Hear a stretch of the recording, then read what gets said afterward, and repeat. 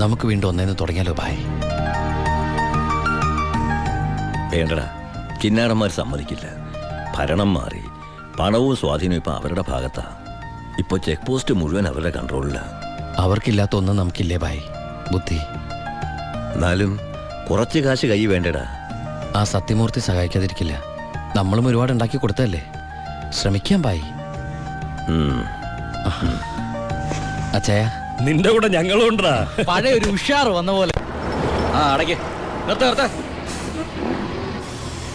ഓഫാക്കണോ?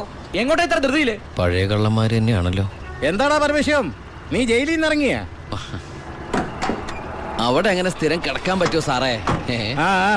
പണ്ടൊക്കെ ഈ പരമശിവത്തിന്റെ ലോറികൾ ചീറിപ്പാഞ്ഞു വരുമ്പോ ഈ ചെക്ക് പോസ്റ്റ് പടപടാന്ന് തുറക്കാറുണ്ട്. അതൊക്കെ പണ്ടല്ലേടാ.